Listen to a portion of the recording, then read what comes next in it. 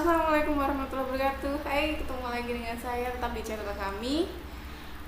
Pada video sebelumnya kalian sudah belajar tentang cermin cekung ya? Gimana? Ada yang kesulitan? Semoga tidak ya. Dan kali ini setelah cermin cekung kita akan belajar tentang cermin cembung.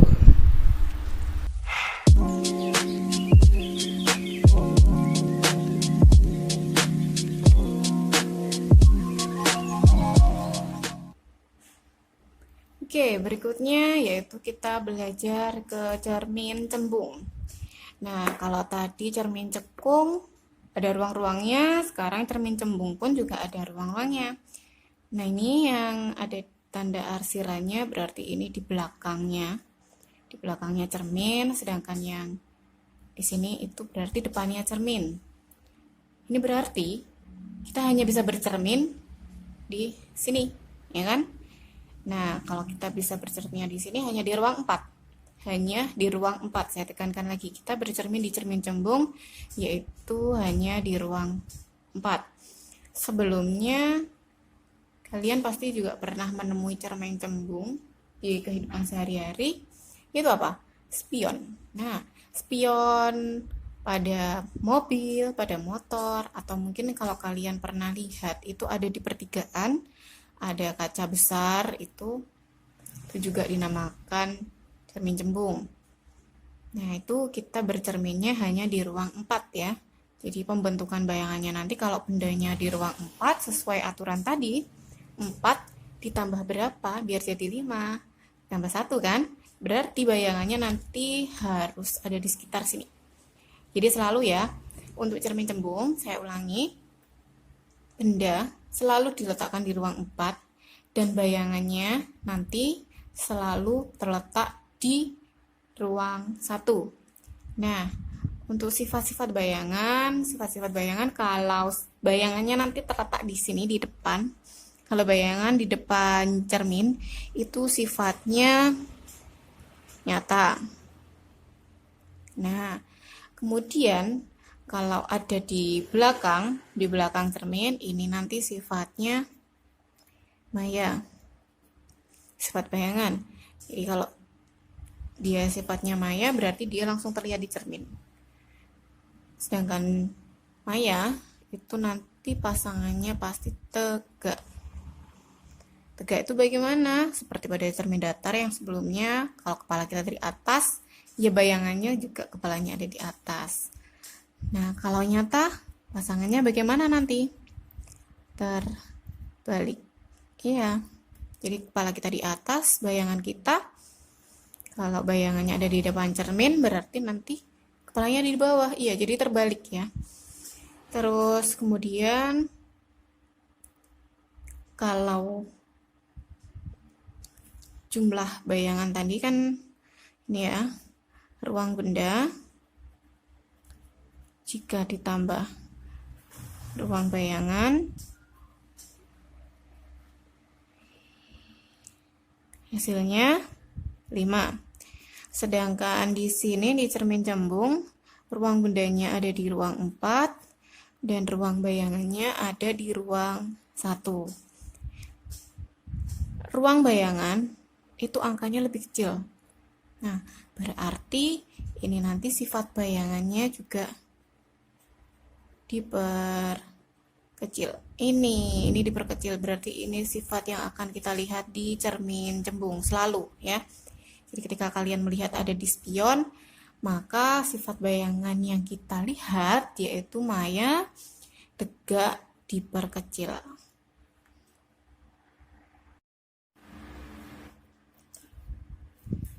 Sama pada cermin cekung tadi ya, jadi di cermin cembung itu juga ada yang namanya sinar-sinar istimewa. Ada 3, namun berbeda ya dengan tadi. Nah, kalau yang sekarang ini sinar datangnya, ini namanya gimana? Sinar datang seolah-olah menuju fokus, akan dipantulkan sejajar sumbu utama. Kemudian sinar istimewa yang kedua, yaitu sinar datang sejajar sumbu utama, akan dipantulkan seolah-olah melalui titik fokus.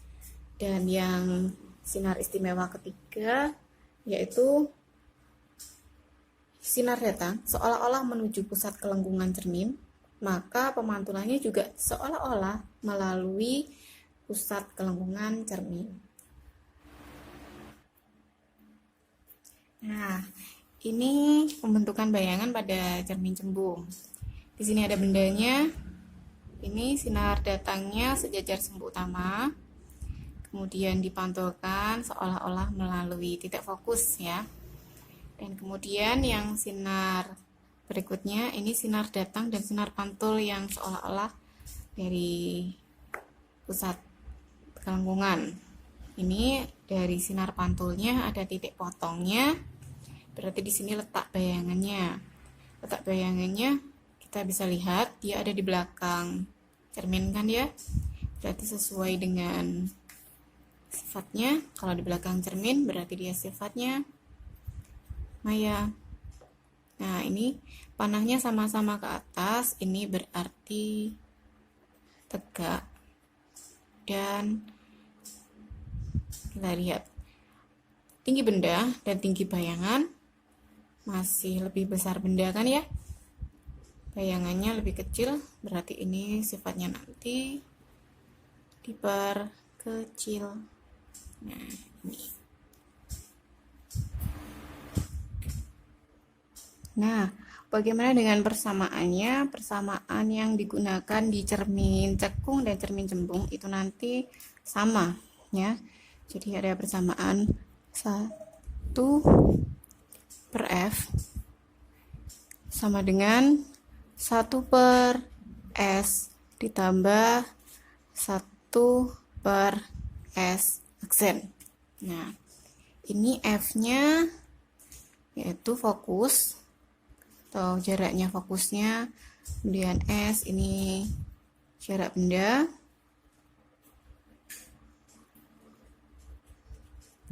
dan S aksen yaitu jarak bayangan.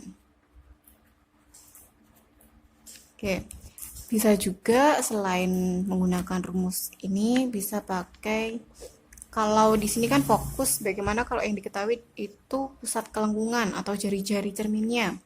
Itu bisa pakai rumusnya 2/R sama dengan, sama ya, 1/S ditambah 1/S aksen.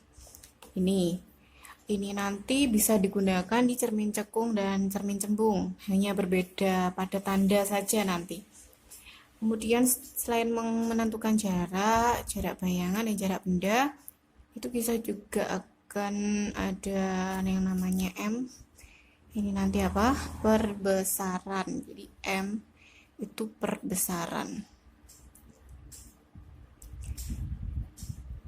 Perbesaran itu bisa kita cari dari S aksen per S atau H aksen per H. Nah, H aksen ini apa? H aksen ini tinggi bayangan dan H ini berarti tinggi benda. Nah, ini ada tanda mutlak. Tanda mutlak di sini artinya bahwa M itu nilainya selalu positif, karena memungkinkan S aksen nanti ada yang bernilai min. Kalau S aksennya bernilai min, S aksennya negatif, itu nanti berarti bayangannya bersifat maya. Ya. Terus bedanya kalau cermin cembung dan cermin cekung itu nanti ada di tanda ya. Ini saya beri terangan.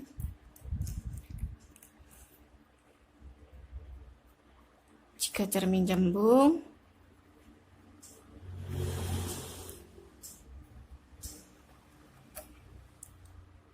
S aksen, fokus, dan R itu nanti akan bernilai negatif.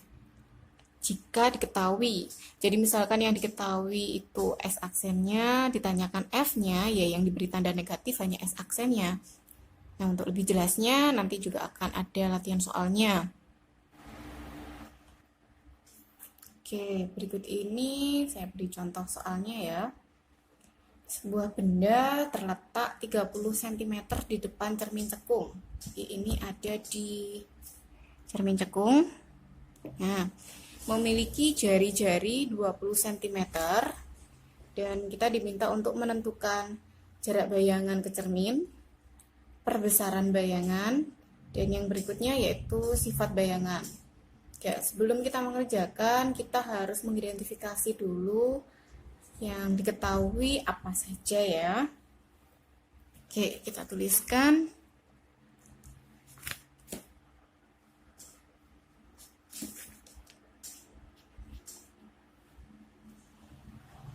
Nah, kita diketahui sebuah benda terletak 30 cm.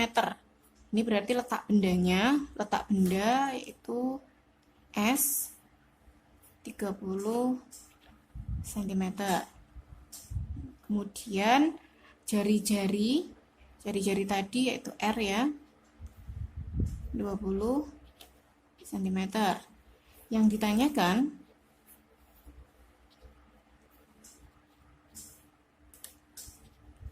jarak bayangan. Jarak bayangan tadi lambangnya S aksen. Kemudian yang berikutnya yang ditanyakan perbesaran bayangan. Dan yang terakhir sifatnya.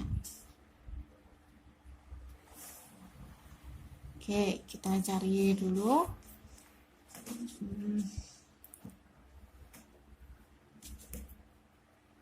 Yang pertama kita cari jarak bayangan.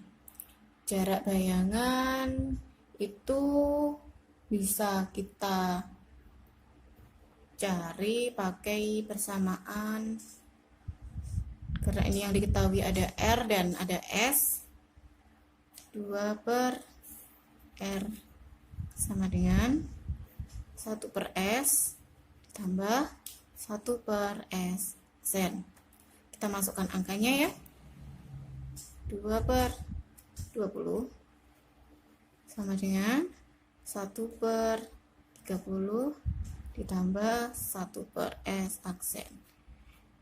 Ini kita pindah ke ruas kiri, berarti nanti tandanya akan menjadi negatif.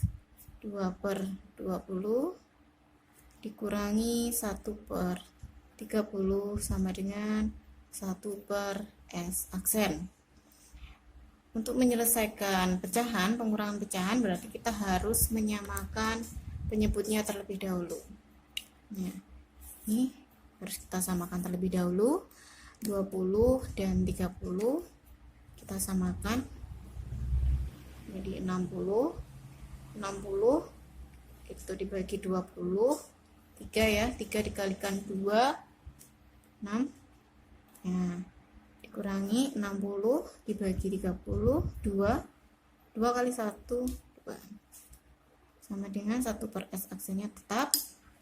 6 dikurangi 2 4/60 sama dengan 1/S aksen. Ini berarti kalau untuk mencari S aksennya bagaimana? Nah, untuk mencari S aksen berarti dengan cara 60/4. 60 dibagi 4 yaitu 15 cm. Nah, berarti jarak bayangannya yaitu 15 cm. Oke, yang berikutnya kita akan cari perbesarannya. M-nya.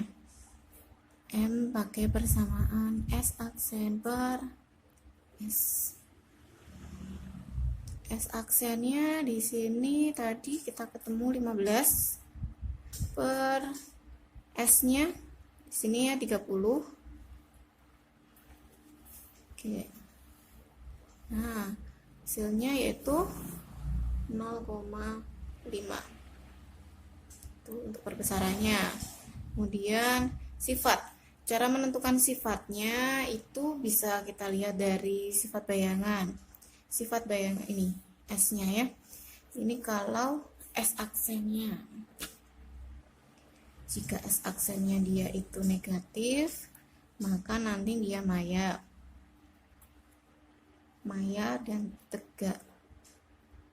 Tetapi kalau S aksennya positif, maka sifatnya nyata terbalik. Nah, selain itu, sifat juga bisa dicari dari M. Jika M kurang dari 1, maka diperkecil. Jika M sama dengan 1, sama besar. Dan jika M lebih dari 1, maka diperbesar. Nah, berarti ini bisa kita lihat sifat bayangannya karena S aksennya di sini positif, berarti nyata terbalik, dan di sini 0,5 kurang dari 1 ya, berarti diperkecil. Oke.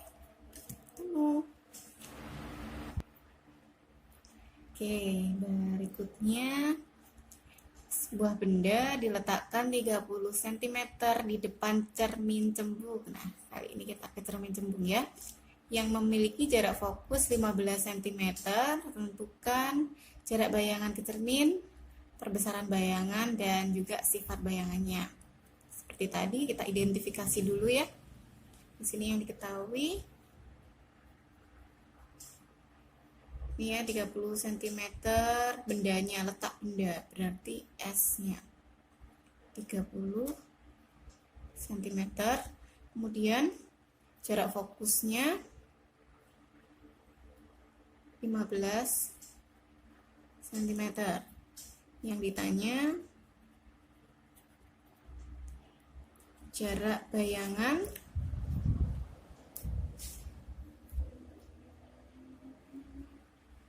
kemudian yang berikutnya perbesaran bayangan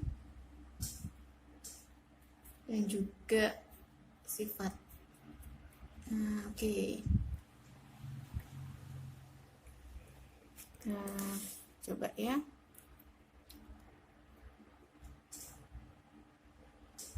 Kita kerjakan. Nah, untuk persamaannya tetap sama. Radius ini pakai fokus. Kita pakai 1/F sama dengan 1/S ditambah 1/S aksen. Fokus di sini diketahui, berarti di sini kita berikan tanda negatif karena di sini cermin cembung. Jadi fokus yang diketahui diberi tanda negatif. Itu yang membedakan dengan cermin cekung tadi. Oke, sekarang kita masukkan angkanya. Negatif 1/15 sama dengan 1/30 ditambah 1/S aksen. Seperti tadi, kita pindah ya ke ruas kiri. 1/15 tetap, ini nanti berubah tandanya jadi negatif. 1/30 sama dengan 1/S aksen. Kita samakan penyebutnya 15 dan 30, berarti kita pakai 30. 30 dibagi 15, 2 ya. 2 kali negatif 1 berarti negatif 2. Di sini tetap berarti negatif 1 sama dengan 1/S aksen. Negatif 2 dikurangi 1 berarti negatif 3/30 sama dengan 1/S aksen. Nah, S aksennya berapa? S aksen bisa kita cari dari 30 per negatif 3, yaitu negatif 10 cm. Oke. Yang berikutnya kita cari perbesarannya. M. Nah, ini fungsinya tanda mutlaknya tadi. Meskipun di sini ada tanda negatif, karena di sini ada tanda mutlak, berarti negatifnya hilang ya. 10 per S-nya 30. Nah, berarti M-nya yaitu 1/3 kali. Oke, terakhir kita tentukan sifatnya.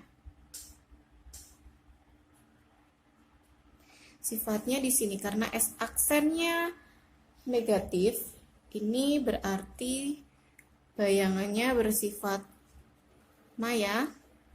Kalau maya berarti dia pasangannya tegak dan M-nya kurang dari 1. Berarti di sini dia diperkecil.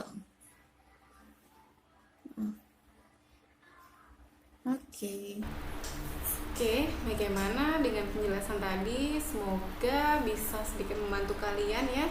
Semoga lebih jelas lagi.